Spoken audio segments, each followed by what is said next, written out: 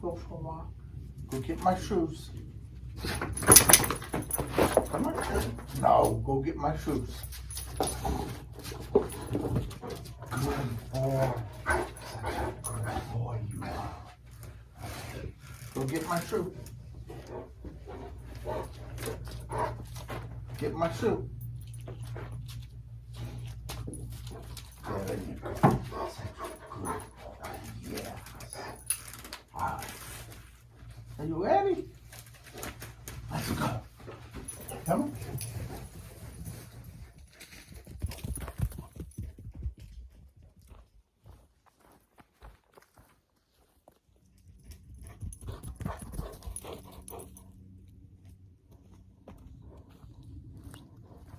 Come on.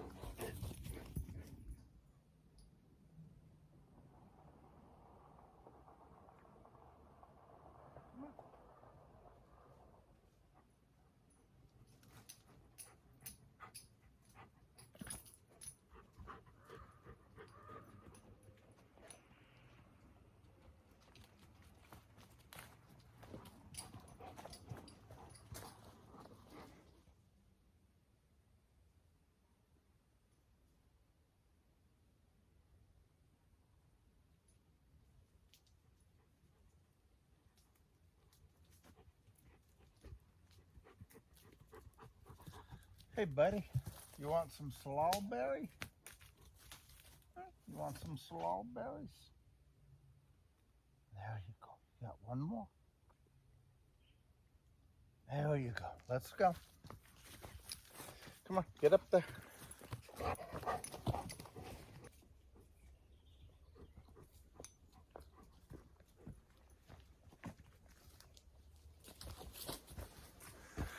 You know, one of the questions that sometimes comes up is, how did we come up with this program?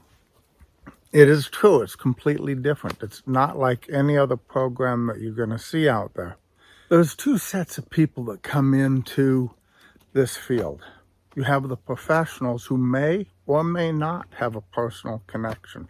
Oftentimes they don't. It's simply a paycheck and a way to pay their bills.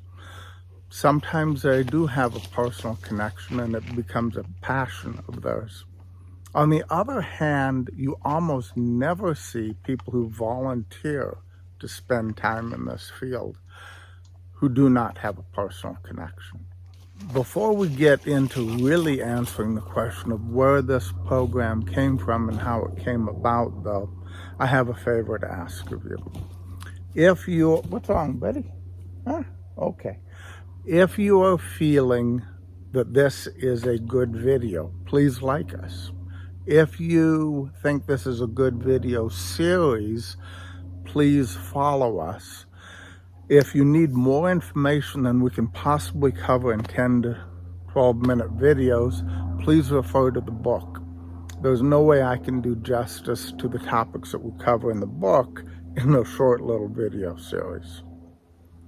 And if you've read the if you've read the books, please go ahead and consider reviewing us online on the platform you bought it from or on Goodreads. Reviewing a book is the greatest gift that you can give to both an author and to other people, because what it does is it lets other people know, hey, this is a worthwhile thing to read. It also raises us up in the ratings, which gives us broader view so more people can more easily find us. But once they do, then it goes ahead and tells them this is worthwhile. So please consider doing that. Anyways, back to answering the question. How did this come about?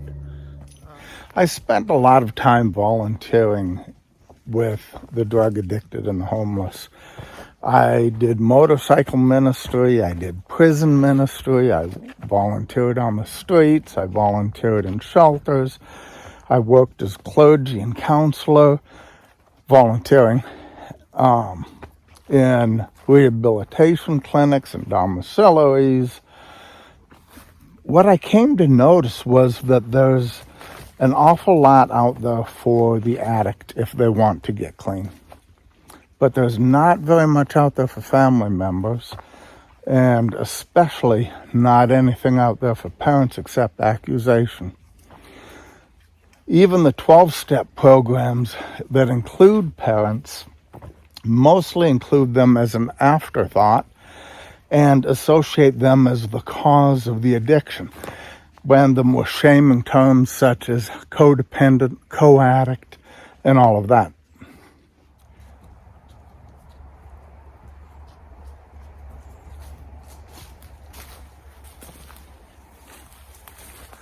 So based on that discovery, well, basically it was back to school. I picked up a master's of business administration, healthcare management, so I could understand the principles behind the business decisions of running healthcare. I picked up a master's of human service counseling, addictions and recovery, so that I could understand addictions and recovery better. Along the way, they kept talking about spiritual injury, but no one could answer even my basic questions about what spiritual injury is. So I picked up a master's of divinity and chaplaincy, and I picked up other postgraduate certifications to help me work with parents of addicted loved ones, such as individual counseling, pastoral counseling, group counseling, crisis counseling, trauma counseling, family counseling, marital counseling, and several others. Then I pulled together all of the different resources that are out there that talk about what it's like to go through as a parent, as well as personal experiential nature. Put those all together and developed a program. Now, that program was originally a 48-week-long program that ran once a week, and the idea was that it would be a life group where people, parents especially, who had addicted children could come together with other parents who were suffering the same thing and do life together. They could develop as friendships, they could work through the problems, but they could also have a learning environment where each session would cover a different topic. Does that make sense?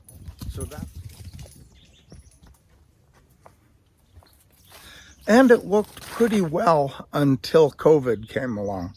With COVID, as you know, came the lockdowns and everything else. So small groups, life groups, really stopped meeting.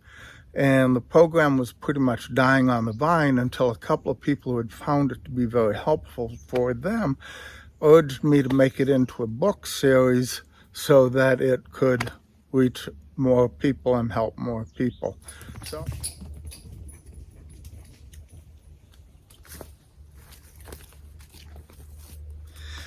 after the books were published, one of the things that became very evident, and I was reminded about, is this is the 2020s.